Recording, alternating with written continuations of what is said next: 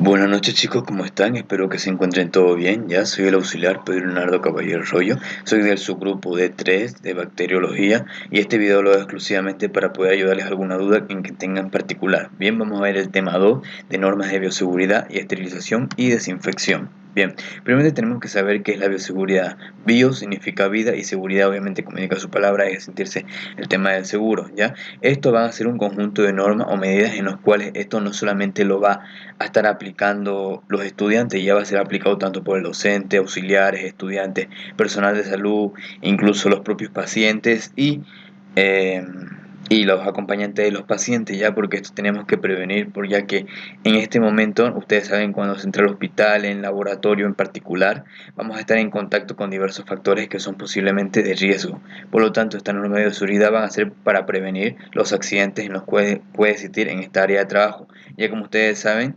estamos justamente en contacto con los microorganismos o posible algún daño, algún trauma, algún agente mecánico, físico, con los cuales se puede conllevar. Y por lo tanto eso se va a intentar prevenir cualquier tipo de infecciones o cualquier tipo de accidente que pueda existir. Bien, primeramente la mayoría de los accidentes que puede existir en el laboratorio se debe principalmente a que como uno, estamos agarrando muestras que son potencialmente letales. Dos, que estemos utilizando un equipo de protección bastante inadecuado a lo que debería ser. Ya Tres sería principalmente los errores humanos. Como ustedes saben, nosotros como seres humanos tenemos a veces incluso malos hábitos o cometemos errores en los cuales esto puede ser bastante perjudicial, y otro es simplemente no seguir las normas de bioseguridad que se rigen en el laboratorio. Bien, justamente tenemos que saber que hay agentes físicos y mecánicos, agentes químicos y agentes biológicos, que esto van a atentar justamente con la integridad y la bioseguridad de nosotros. Bien, en agentes físicos mecánicos tenemos traumas, quizás algún golpe o algo, las quemaduras, ya sea primer, segundo, tercer grado, quizás usando algún producto o quizás con la flama, el fuego en general. Tenemos las cortaduras, ya sea por un vidrio, recipiente roto, ya una pipeta, un frasco o algo que estemos manejando y se rompa y obviamente nos esté cortando, exponiéndonos quizás a algún microorganismo, alguna bacteria, o simplemente las malas instalaciones que puede existir en el medio laboral. Bien, tenemos los agentes químicos, en los cuales puede ser exposición a corrosivos, tóxicos, irritantes, en los cuales estos van a estar en contacto con la piel o la mucosa y pueden obviamente dañar, ¿ya? Es como, por así decirlo, una persona se entre quizás con una botella en el laboratorio que no debería entrarse con algún medio o con comida en general, y lamentablemente en vez de tomarse su botella de agua, que es la que trajo, refresco en particular, se tome quizás un alcohol, un ácido o algo, y eso ya le puede ocasionar diversos accidentes y patologías en general y daños. Bien, y después tenemos los agentes biológicos en los cuales entran los microorganismos, ya sea un hongo, una bacteria, un parásito, un virus en general, en los cuales hay que ver obviamente según la naturaleza del agente, qué tan patógeno y qué tan virulento sea, y la forma en la cual se va a transmitir. No es que se transmite, algunos que se transmiten por vía oral, otros que se transmiten por vía aérea, otros que se transmiten por una infección de transmisión sexual. En general hay que ver cómo se conlleva y cómo es su vía, cómo es su vía. Bien, entonces vamos a proseguir. Tenemos que saber que los principios de la bioseguridad existen tres pilares, ¿ya? Primeramente, el primero es el uso de barreras, segundo tenemos la universalidad y el último, el tercero, tenemos la eliminación del material contaminado. Primeramente, el uso de barreras se va a subdividir en dos: en inmunidad activa, que esto principalmente el uso de vacunas, y tenemos las barreras físicas, en las cuales son medios, ya sea gafas, barbijos, cubrebotas, el mandil, el gorro, ya que esto se va a hacer para evitar, va a ser para protección principalmente de nosotros, ya por eso es que son pilares de bioseguridad. Y la inmunidad activa, principalmente, que ustedes saben, el más claro ejemplo es el tema de las vacunas. Ustedes saben que la primera vacuna que se creó fue principalmente a un microorganismo inactivo, ya la vacuna de la viruela, ya justamente vieron que la viruela era bastante mortal, un 60% mortal quienes la padecían. Se padecía una vez solamente en la vida, pero obviamente era bastante mortal, 60%, como les comenté.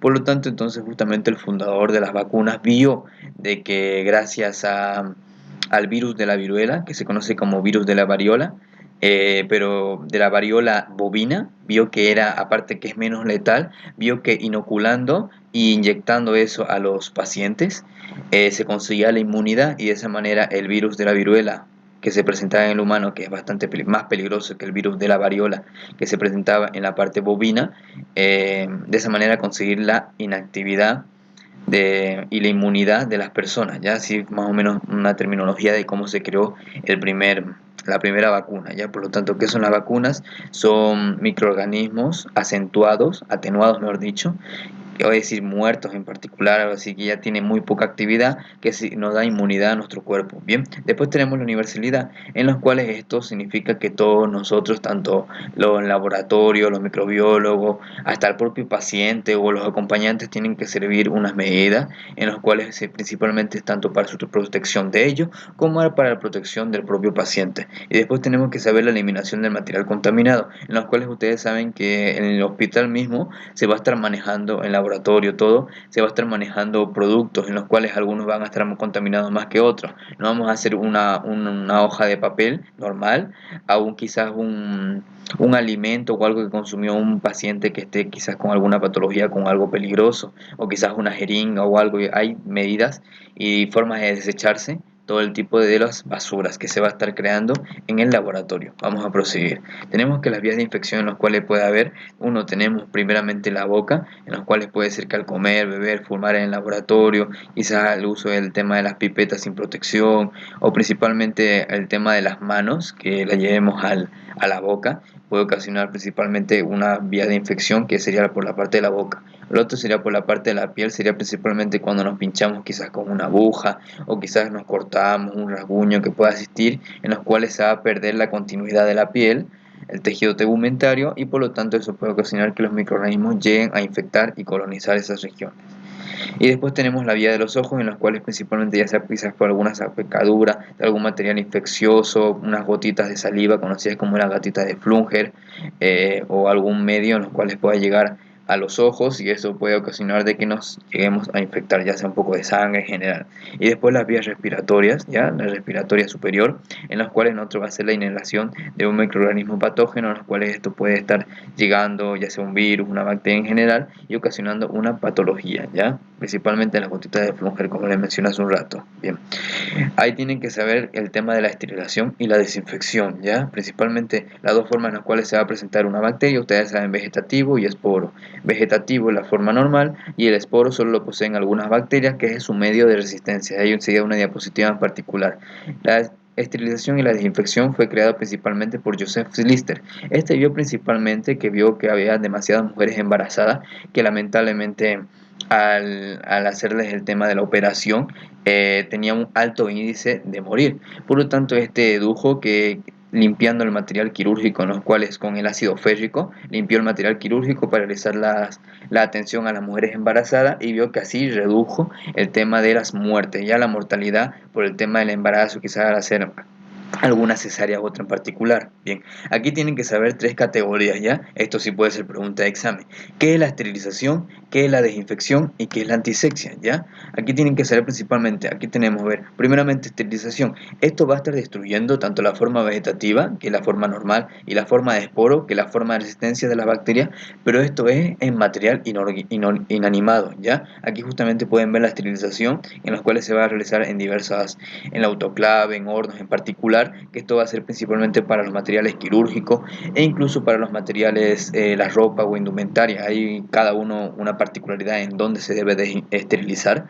Hay una diapositiva que lo explica en particular, pero para que lo puedan ver. Después tenemos la desinfección, en la cual este va a estar destruyendo la forma vegetativa, que es la forma normal de las bacterias, pero no va a destruir la forma de esporo. Esto sería principalmente en materiales inanimados. Aquí pueden ver justamente la desinfección, en los cuales utilizando materiales bastante potentes, que sería para la infección. Aquí pueden ver quizás algún de los lugares de donde se va a estar llevando, ya al área de un quirófano, el propio hospital en general, el laboratorio en particular. Bien, y por último tenemos la antisepsia, que este es el que lo usamos habitualmente incluso nosotros, en los cuales este va a estar destruyendo la forma vegetativa, es decir, la forma normal de las bacterias, pero no va a destruir su forma de esporo, que es la forma de existencia. Ya esto justamente es en tejido vivo. Este es el que utilizamos nosotros principalmente en todos en su casa. Actualmente están utilizando un alcohol al 70%, ya para la desinfección principalmente de las manos en general, ya, o incluso el yodo povidona para el tema para el tema también de la limpieza,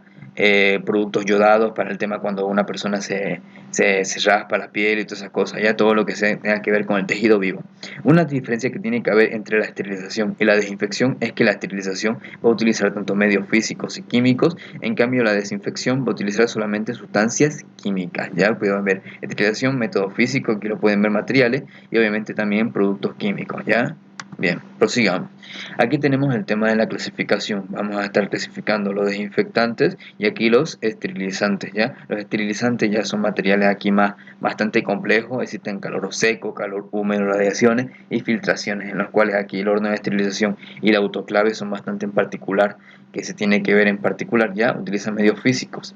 Y aquí tenemos la desinfección, en los cuales aquí hay diversos, según hay niveles entre el bajo, el medio y el alto, según qué componentes estemos usando, ¿ya? Aquí hay detergentes, clorofenados, aquí nivel medio, en los cuales utilizamos yodoforos, productos yodados, clorados, alcohol, fenol, entre otros. Bien, y aquí el nivel alto tenemos el glutaraldehído, bien, en los cuales obviamente esto sería el tema de la desinfección de los medios. Después tenemos aquí el tema de la esterilización. Aquí pueden ver justamente que esto es el autoclave. Su método de esterilización es calor húmedo. La temperatura que este va a llegar es a los 121 grados centígrados, en los cuales durante 15 minutos se tiene que tener principalmente para materiales textiles, instrumentos, ropa quirúrgica, entre otros. Bien, en los cuales este su mecanismo va a ser para componentes intracelulares. Ya no tiene mucho que ver. Ya aquí que el otro que pueden ver, este es el horno de esterilización. Este principalmente va a ser calor seco, puede llegar a temperaturas de 170 a 170 grados, tiempo que va a ser entre 1 hora y 2 horas, y este principalmente pues, se va a hacer para instrumentos de vidrio o instrumentos de metales, ya cosas en particulares que se va a utilizar en el tema del quirófano. Bien, aquí lo que les comenté, la forma vegetativa sería la forma normal en la cual se va a encontrar el tema de las bacterias, y después tenemos el forma de esporo, que es su forma de resistencia, en los cuales no todas las bacterias van a tener forma de resistencia, solamente hay algunas, principalmente el Clostridium, por ejemplo, va a tener su forma de espora. Ya el Clostridium tetani, ustedes saben que el Clostridium tetani en su forma vegetativa va a ser flora normal de la parte del intestino grueso, ¿ya? Ustedes saben que el intestino grueso está dividido por el intestino delgado justamente aquí, en lo que eh, se conoce como el, se conoce como el tema de los boticarios, también conocida como la válvula de Pauwing, o el otro la válvula, ya eso, la válvula iliocecal, en los cuales este va a estar conectando el ilion con la parte del ciego, bien. Justamente esta válvula va a impedir el retroceso de los alimentos, porque aquí justamente tiene una flora, el intestino grueso, y el intestino delgado tiene otra flora normal, ya, así que eso tienen que ir viendo, bien. Por lo tanto, justamente el Clostridium tetani va a ser flora normal de la parte del intestino grueso, y justamente esto cuando se viene por las heces y todas esas cosas, y ya cuando se elimina al exterior, ya no va a estar en un medio favorable, sino se va a convertir en su forma de esporo, ya su forma de resistencia, hasta que se vuelve a ingerir y obviamente ocasione algún tipo de anomalía. Ya igualmente que el Clostridium tetani se puede encontrar en la tierra, por eso es que cuando una persona se raspa o se toca con un fierro oxidado, tiene que tener bastante cuidado, y por eso es que se pone una vacuna antitetánica. Bien, aquí justamente van a ver, esta es la forma vegetativa, y aquí cómo se va a estar convirtiendo en la forma de esporo. Yo justamente que va de la forma vegetativa a la forma de esporo se conoce como esporulación, y el que va de forma de esporo a la forma vegetativa se conoce como la germinación. Bien, una vez que ya hemos concluido eso, vamos a estar continuando. Después tenemos aquí los medios, ya que tenemos aquí, hay medios críticos, hay medios semicríticos y hay instrumentos no críticos. Ya estos son instrumentos en los cuales vamos a estar utilizando nosotros como médicos. Tenemos los instrumentos críticos, en los cuales estos van a estar invadiendo áreas estériles del organismo, ya justamente cuando va a ser bastante profundo, en los cuales ejemplo de ello tenemos por ejemplo el bisturí o catéteres, en los cuales van a llegar a lugares que están bastante estériles. Ya el bisturí para cortar el tema de la piel y otros órganos en general, y el catéter que se va a estar poniendo principalmente en la parte de la parte ahí para llegar quizás para medir la presión venosa central o en particular. Bien, aquí tenemos justamente los semicríticos, en los cuales esto va a estar en contacto con las mucosas, pero obviamente no va a llegar a lugares estériles, lugares de mucosa que específicamente puede tener relación y pueden tener flora normal, bien, en los cuales por ejemplo tenemos el espéculo, que el espéculo principalmente es un instrumento en forma se podría decir para principalmente sacar la mucosa de la parte de la vagina de la mujer, y así realizar diversos tipos de análisis laboratoriales. Bien, después tenemos los no críticos, en los cuales esto no va a estar en contacto, van a estar en contacto con piel intacta, ya no solo como, no va a estar en contacto como cosa, sino con piel totalmente intacta. Y por ejemplo tenemos los termómetros o entre otros que va a estar justamente en relación con la parte externa. Después aquí en la eslabón de la cadena de infección, y aquí vamos a ver principalmente cómo hay diversas partes. ¿Ya? Aquí pueden ver justamente la cadena epidemiológica, en los cuales primero tenemos el agente causal, que es el microorganismo que va a estar causando la enfermedad, ya sea que sea una bacteria, sea un parásito, sea un hongo, sea un virus, sea lo que sea, en los cuales tenemos el reservorio. El reservorio es cualquier, ya sea una persona o un objeto inanimado, si lo pueden ver aquí, en los cuales es donde va a estar produciéndose el organismo. Bien, después aquí tenemos la puerta de salida, en los cuales va a ser la forma en las cuales va a estar saliendo, si lo pueden ver, ya sea desde la parte del aparato reproductor por la parte del semen, o ya sea por la gotita de Flügger hacia el aire, ya sea quizás por la sangre o por algo en particular que está saliendo de nuestro cuerpo, quizás por un escupitajo o algo en particular, o quizás alguna secreción purulenta que nosotros estemos teniendo, y de esa manera esta va a ser la puerta de salida, en los cuales va a estar llegando. El medio de transmisión ya justamente no aparece acá, pero el medio de transmisión ya sea forma del aire, sea por contacto físico, sea por una relación sexual sin protección en particular. Después tenemos tenemos la puerta de entrada, que la puerta de entrada es el lugar donde el microorganismo va a entrar hacia el huésped que está sano. Bien, eso va a ser, aquí lo pueden ver, justamente la vía de salida y cómo va a llegar al huésped sano. ¿Y quién es el huésped sano, o también conocido como susceptible? Suelen ser principalmente personas inmunodeprimidas, aunque también suelen ser personas normales, ya personas que están sanas y lamentablemente se han contagiado de ese microorganismo. Bien, un ejemplo de esto puede ser quizás una persona, obviamente, que tenemos, ahora vamos a tomar en cuenta con el COVID, que es lo que estamos llevando justamente una persona con COVID, lamentablemente este va a toser y va a botar gotitas de Flúger, y esto van a entrar principalmente por la vía respiratoria, por la parte ocular o por así a la persona sana, y obviamente se va a estar contagiando del COVID. Es una forma bastante clara de mencionar de cómo se va a hacer, aunque también hay algunas maneras de la cadena epidemiológica en las cuales va a tener quizás algún agente, por ejemplo un reservorio. Tenemos principalmente en el Trypanosoma cruzi, ¿ya? Justamente la vinchuca, también conocida como su forma científica, el Triatoma infecta, en los cuales la vinchuca va a venir y justamente va a estar primeramente picando a una persona que tenga chagas. Esta es una vinchuca virgen, ¿ya? Una vinchuca virgen pica, la vinchuca se infecta y este va a estar viajando hacia el huésped susceptible, le va a estar picando, le caga, y obviamente así es de esa manera en los cuales se va a estar contagiando el tema del chagas, ¿bien?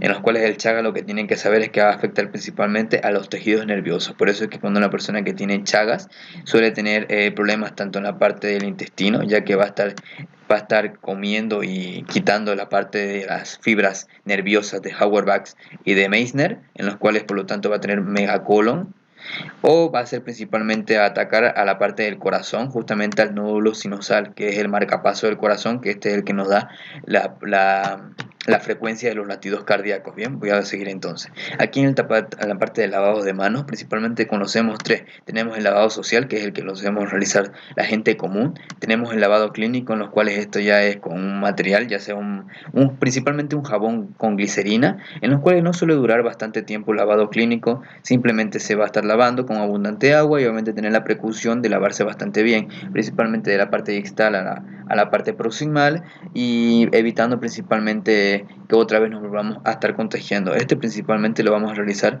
en la parte de la clínica, en el hospital, en una posta en general, en los cuales nosotros estamos obviamente atentos contra personas o pacientes y tenemos que tener un buen lavado, ¿ya? El que deberíamos en realidad realizar todo, ya que tener que precaución, sobre todo con esto del COVID-19 que se está llevando actualmente, pero bien.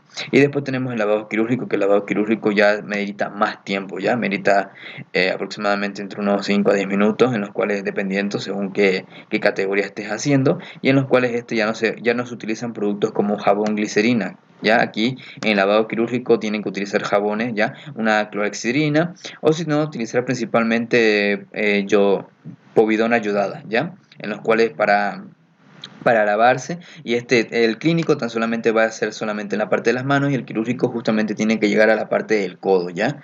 Y hay que seguir, principalmente el que nos enseñaron son de 3 tiempos, pero hay algunos lugares que indica de 2 tiempos, ¿ya? Así que hay que ver la manera en los cuales cada hospital conlleva y cómo se va a realizar, aunque obviamente hay un lavado quirúrgico en particular, porque este es justamente el que nos estamos lavando, quitando todo tipo de microorganismos, nos vamos a estar reflejando con un jabón, perdón, con una esponja en particular para cepillar y quitar todo tipo de bacterias, para de esa manera cuando nosotros estemos dentro del quirófano no estar contaminando al paciente, aunque obviamente vamos a utilizar guantes, utilizar todo tipo de materiales. Bien, vamos a continuar aquí el tema de los antisépticos. Lo más sanitario que tenemos que usar es la clorhexidina, el alcohol y la povidona ayudada, bien, en los cuales hay povidona ayudada, ven en este porcentaje en los cuales se suele utilizar. Igual la clorhexidina se suele usar en 0,5 y el alcohol se suele utilizar principalmente en el 70%, en los cuales esto ya es principalmente un antiséptico para el tema del uso de las personas normales. Bien, igual también qué antiséptico bucal se utiliza en las neumonías, para el tema asociado con el tema de la ventilación mecánica. Ustedes saben que la ventilación mecánica es cuando el paciente está inconsciente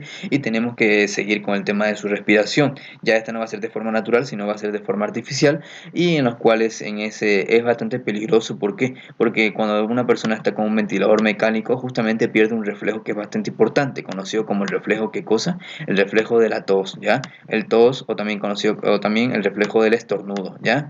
El estornudo. Por lo tanto, entonces el paciente cuando esté ahí no va a poder estornudar, y principalmente va a ser bastante perjudicial, ya que no va a poder, quizás, ustedes saben, el estornudo es un mecanismo en los cuales nosotros estamos botando algún agente patógeno, algún microorganismo que está intentando hacernos mal. Bien, entonces vamos a estar prosiguiendo. Y justamente para evitar la endometriosis ya utilizan eso. A ver que nos continúa. Bien, la endometriosis utiliza principalmente productos de povidona ayudada. Esto no es tan importante. Bien, aquí tenemos justamente como los materiales instrumentales, según si son no críticos, si son semicríticos, si son críticos, qué tipo de limpieza va a llevar. Los críticos, obviamente, que este es el que le dije que va a estar cortando la parte del tejido, el tejido estéril, tiene que ser, obviamente, hacer una esterilización que es bastante más rigurosa. Los semicríticos, que van a estar en contacto con mucosas, tiene que ser una desinfección, pero a nivel alto, y los no críticos como un termómetro, en los cuales no va a estar en contacto con nada, sino va a estar en contacto con la piel intacta. Va a ser principalmente o va debajo una desinfección de bajo nivel o una desinfección de nivel medio. Aquí lo pueden ver, el crítico, la esterilización, y los otros tan solamente de desinfecciones, ya sea de alto, medio o bajo nivel. Bien, aquí los materiales semicríticos, los que les comenté, una desinfección de alto nivel. Ya los semicríticos, vamos a proseguir. Las ventajas que utiliza el vapor de autoclave no es tan importante en general, que ustedes tienen que aprender al menos para su examen. Aquí tenemos la prevención principalmente para los catéteres en antisexia, principalmente aquí podemos ver la clorhexidina al 2% en una solución alcohólica.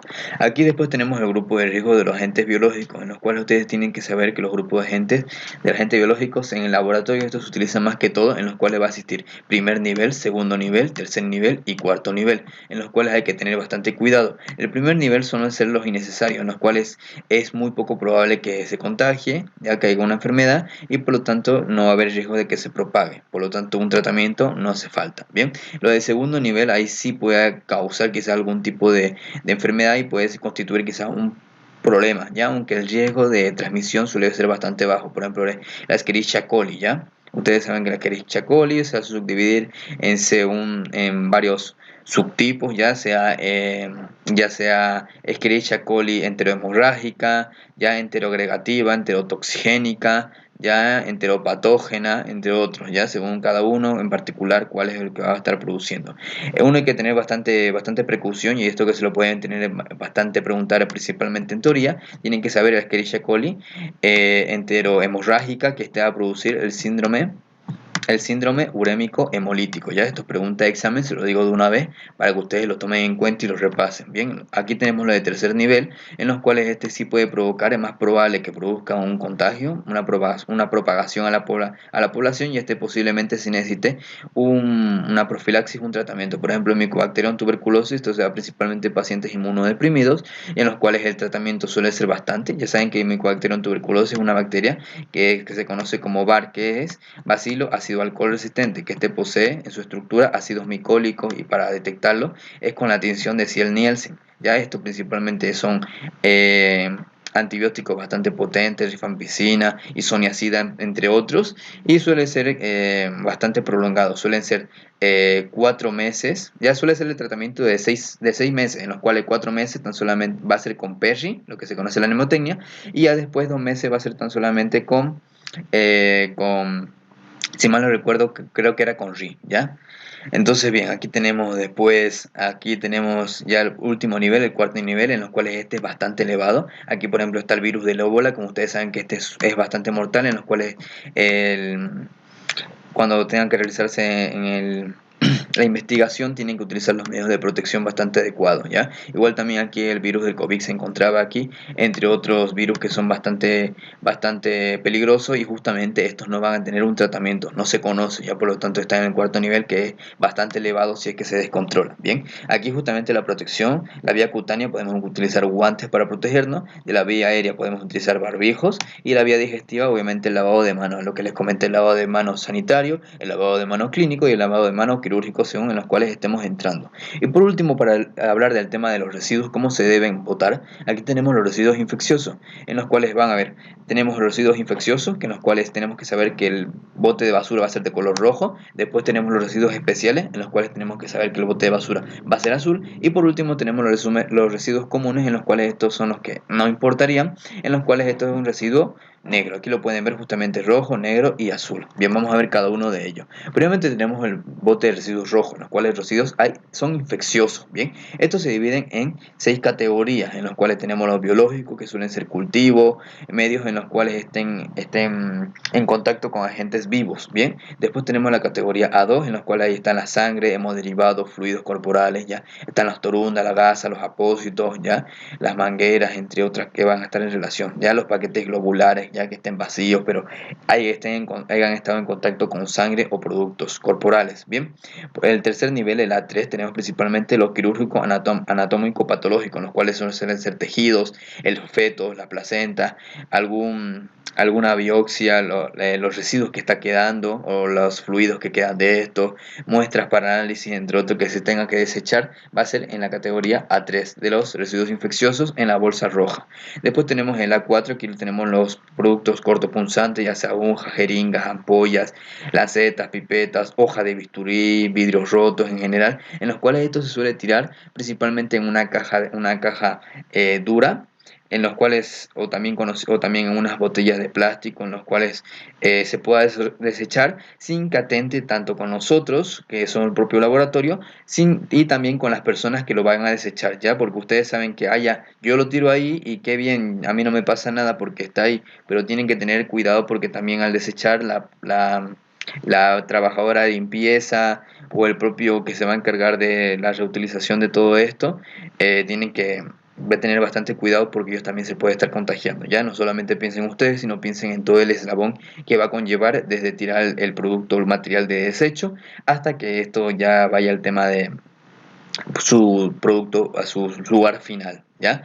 El A5 tenemos principalmente aquí va a ser para cadáveres o animales contaminados, ya principalmente aquí tenemos cadáveres, animales enfermos o que animales que hayan estado en contacto con un lugar de contagio, ¿bien? Y por último tenemos el A6, en los cuales ahí principalmente son materiales en los cuales van a estar con contactos que están en aislamiento, ya sea restos de alimentos, papel higiénico, desechos, o equipos de diálisis en los cuales están principalmente en contacto con pacientes en los cuales pueden tener algún microorganismo o algún agente patógeno, ¿bien? Después tenemos las basuras de tipo azul, que son los residuos especiales, en los cuales esto se va a dividir en 3 categorías. El B1 sería principalmente para residuos radioactivos, por ejemplo tenemos una radiografía, o también conocida como placa de rayos, ¿bien? Después tenemos el B2, que sería para residuos farmacéuticos, quizás algún fármaco vencido, desechado o casero, retirado del mercado, ya quizás sea porque tiene algún efecto adverso bastante grave, que por lo tanto no se debe seguir continuando. Después tenemos el B3, en los cuales sería parecido bastante peligroso, ya sea para sustancias tóxicas, corrosivas, inflamatorias, reactivas, o aquí lo comemos, placas de radiografía, pilas, baterías, de termómetros, entre otras cosas. Bien. Y por último tenemos residuos comunes, que estos son los más habituales: la papeles, caja de cartón, plásticos, hojas, productos de limpieza, quizás algún polvo, la limpiadora en la parte de laboratorio, yesos o vendas que no estén contaminadas. Bien, aquí justamente como cada uno, residuos comunes, bolsa negra, residuos infecciosos, aquí pueden ver en bolsa roja, residuos cortopunzantes justamente en una botella o algo que sea bastante duro para evitar que los vidrios rotos, las agujas, las jeringas, entre otros, puedan contaminar y dañar a una persona. Y después tenemos residuos especiales que tenemos de bote de basura rojo. Aquí pueden ver que los residuos sólidos hospitalarios es un material utilizado que entra en contacto con el paciente, ¿ya? Un residuo infeccioso, en el cual va a estar en contacto, en contaminación con agentes infecciosos y sea bastante peligroso, ¿bien? Principalmente. Donde se generan los residuos infecciosos, principalmente se encuentra en las diversas etapas de atención en la área de la salud, ya sea en el diagnóstico, tratamiento, investigaciones, entre otros.